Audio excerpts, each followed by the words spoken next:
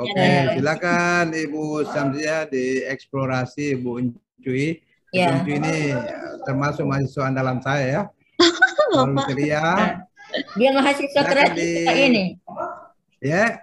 Dia mahasiswa kreatif dia. Ya, Ibu Uncui. Silakan. Silakan ditanya yang susah-susah Bu ya. Jangan ditanya pertanyaan yang gampang kalau Ibu Uncui. Oh, jangan dong Pak yang saya nanti nggak bisa jawab.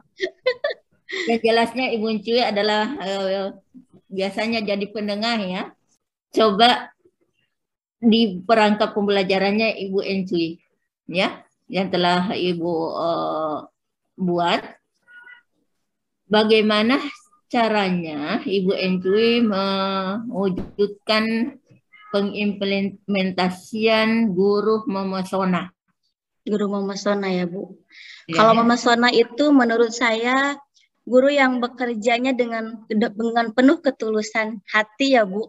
Karena dengan ketulusan hati itu bisa memancarkan aura-aura positif, dari segi penampilan juga menarik, dari segi pembelajarannya juga menarik. Terus kemudian kita memperlakukan peserta didik juga dengan sepenuh hati sehingga mereka bisa mengikuti pembelajaran dengan menyenangkan, dan jika suasana seperti itu ada gitu, pembelajaran pun nanti akan hasilnya akan lebih baik seperti itu. Saya melihatnya di sini Ibu Uncui menjawab pertanyaan saya kok sudah memesona ya. Makasih. Iya, oke. Ini tambahan lagi mungkin Bu, kalau memesona itu menurut saya guru yang menguasai 4 kompetensi guru itu Bu. Kompetensi pedagogiknya harus dikuasai, potensi kepribadian juga, terus sosial dan profesionalnya itu harus dikuasai, baru itu guru memesona bagi saya Bu. Iya, betul ya. Yang jelasnya di situ Bu Uncui. Jadi ya, oke.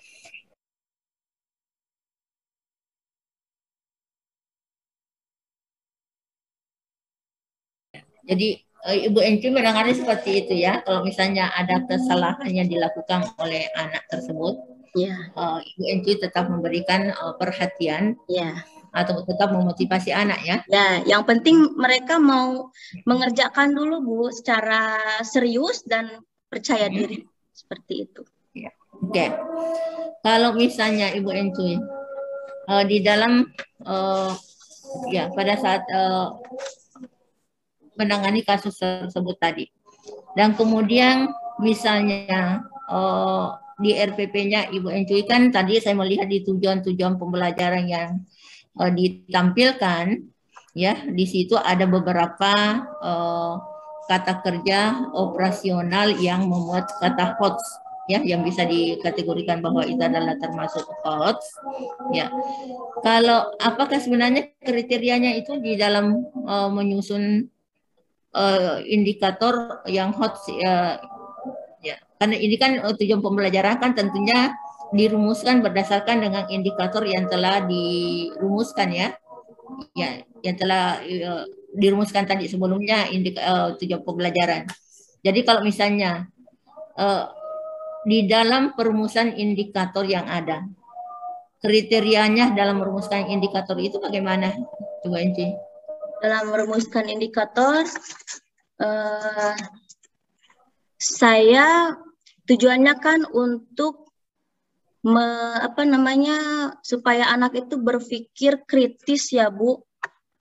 Jadi saya kembangkan indikator kuncinya, karena saya lihat di indikator kunci ini masih lost, belum hot gitu. Jadi saya kembangkan sesuai dengan kebutuhan saya dalam pembelajaran, dengan melihat kata kerja operasionalnya dari taksonomi Bloom. Jadi saya mengembangkan indikator yang sudah ada gitu Bu.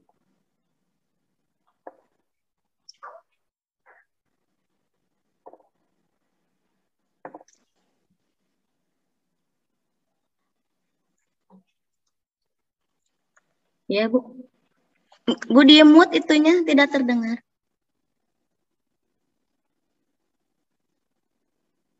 Saya sebenarnya hindari suara yang masuk. Oke Ibu Uncui ya, karena ya.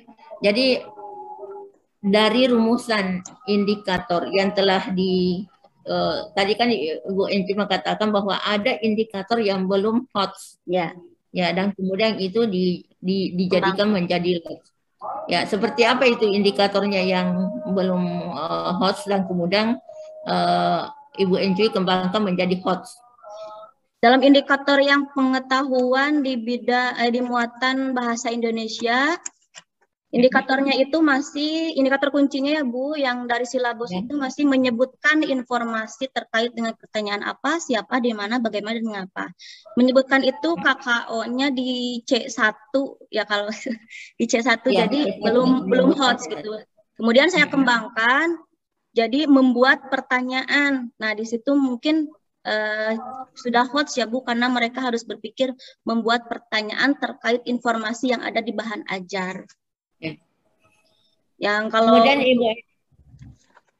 untuk di keterampilannya di IPA di pengetahuan IPA juga masih menceritakan cara merawat organ pernapasan pada manusia.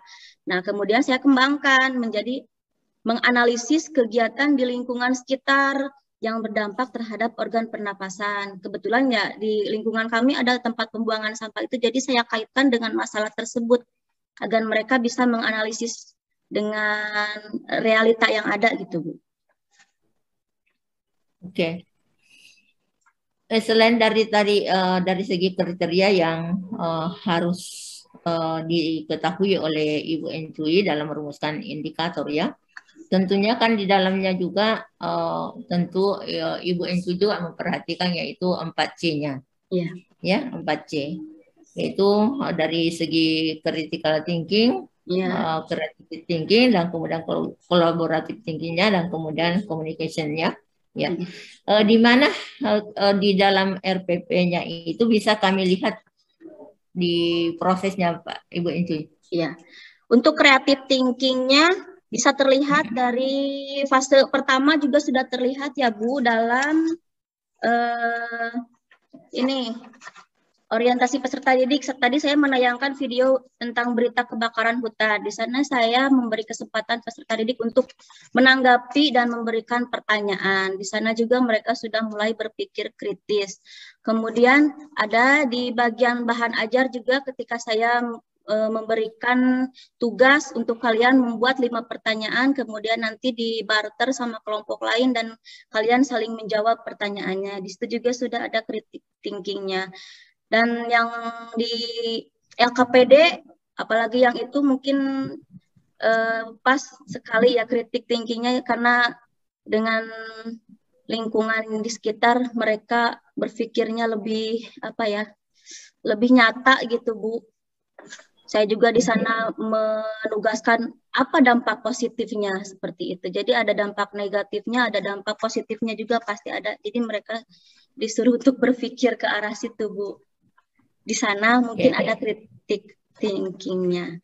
Kemudian yang apa tadi Bu? Kreatifnya. Di kreatifnya itu mungkin pada presentasi ya Bu, mempresentasikan bagaimana mereka membagi tugas, bagaimana mereka berbicara, seperti itu, ada kreatifnya di situ. Kemudian kolaborasinya pada saat mereka berdiskusi untuk memecahkan masalah yang saya berikan dalam diskusi dari LKPD tersebut, itu adalah kolaborasi. Dan komunikasinya saat mereka mempresentasikan dan saat mereka bertanya jawab itu juga sudah komunikasi. Iya, oke. Jadi itu nampak di langkah-langkah kegiatannya. Iya. Iya. Dan di mana di dalamnya juga ada muncul TPACK. Ya. Betul? Iya, betul. Ya, di TPACK-nya misalnya, ini kan Ibu Enci di dalam penyusunan RPP-nya ya. Ya. Dan kemudian di bahan ajarnya tadi, ya, di bahan ajar yang ada, dan kemudian yang mana yang termasuk di bahan ajarnya Ibu Enci, yang termasuk material esensialnya, dan kemudian advance materialnya. Material esensialnya dari organ-organ pernafasan, Ada di situ di bahan ajar tentang organ pernafasan, juga tentang penyebab adanya kabut asap di Indonesia. Iya. Kemudian advance materialnya? Advance materialnya, bentar.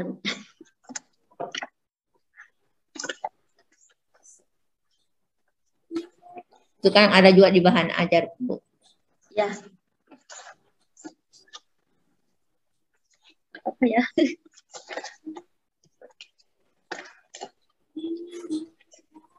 Nah, ini mungkin Bu pengembangan yang saya tambahkan di situ tentang pembakaran sampah yang di lingkungannya itu.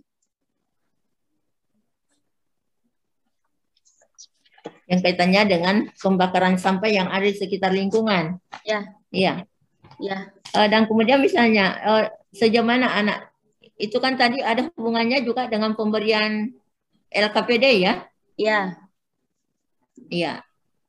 Itu ada hubungannya dengan pemberian LKPD, Bu Encuy, yang mana di situ adalah memberikan gambar kebakaran yang ada di sekitar, kebakaran sampah ya, yang ada di lingkungan sekitar, dan kemudian di situ adalah diberikan penugasan-penugasan. Nah, tentunya di situ adalah ketika anak mengamati dan kemudian anak mampu menjawab pertanyaan-pertanyaan yang ada, dan disitulah barangkali Ibu Encuy melihatnya ya. Dan kemudian Ibu Encuy, kira-kira kalau misalnya ditinjau dari segi materi faktual, ya, bagaimana cara mengembangkan di RPP yang menerapkan TPACK di dalam pada saat aspek penyusunan materi dengan langkah-langkah pembelajarannya. Di mana Ibu Encuy merumuskan TPACK-nya itu? Teknologikal, pedagogikal. Ya, untuk teknologinya, pengetahuan teknologinya saya tuangkan dalam membuat media pembelajaran. Tadi yang saya tampilkan dalam PowerPoint, saya menggunakan video dan saya menyusun PowerPoint-nya sendiri. Itu mungkin sudah termasuk ke pengetahuan teknologikal ya Bu. Terus kalau misalnya dalam daring, saya gunakan untuk absensi atau presensi itu melalui Google Classroom dan Google seperti itu sudah termasuk dalam TPACK dalam teknologinya. Kemudian pedagogikalnya saya menyusun perangkat pembelajaran dari mulai RPP, bahan ajar, LKPD, media, dan lembar evaluasi itu sudah saya gunakan dalam pedagogikal knowledge-nya, pengetahuan pedagogikalnya. Kemudian kontennya saya berusaha menguasai materi yang saya ajarkan terkait pada subtema ini terkait organ pernafasan dan penyebab kabut asap yang ada di Indonesia seperti itu. Apakah dalam pembelajaran yang Anda lakukan Anda aplikasikan hasil penelitian yang mungkin Anda baca, Anda aplikasikan dalam pembelajarannya? Penelitian dalam segi karakteristik anak.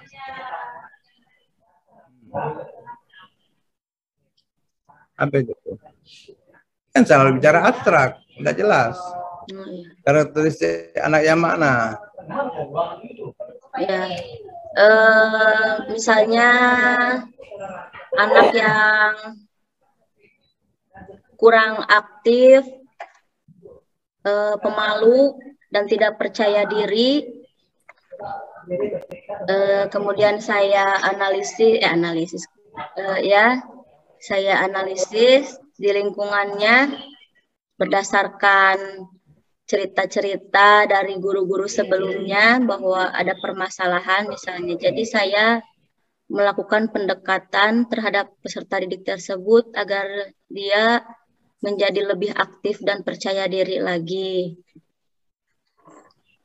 Seperti apa treatment yang diberikan Ibu Encuy itu sehingga anak itu bisa percaya diri? Biasanya saya mulai mengajak mereka mengobrol agar mereka mau bercerita seputar kehidupan mereka seperti itu. Jadi kalau misalnya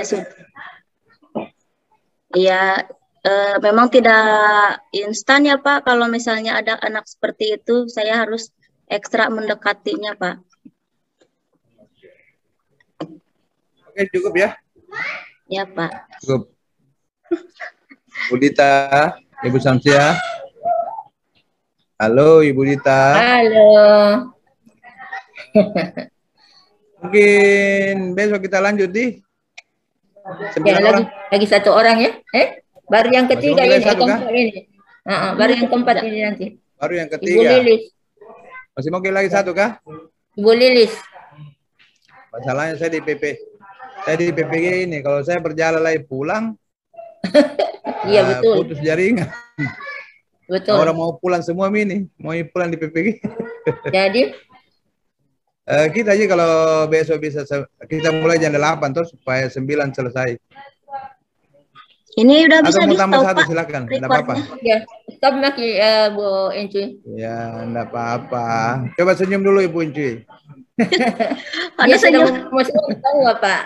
Saya deg-degan loh Pak, ini saya blank jawab pertanyaannya. Kemana? Enggak ada. Ini lucunya Pak Latri. Ketika saya tanya dia lancar. Itulah. Sama Pak Latri ini luar biasa ini terbata-bata menjawabnya. Dan dijawab dengan normal. Iya. Kenapa ya? Ngarang saja Ibu Cuy. Nggak tahu, itulah Pak Latri misterinya, ya. Iya Pak, aduh Bapak ini bikin saya blank.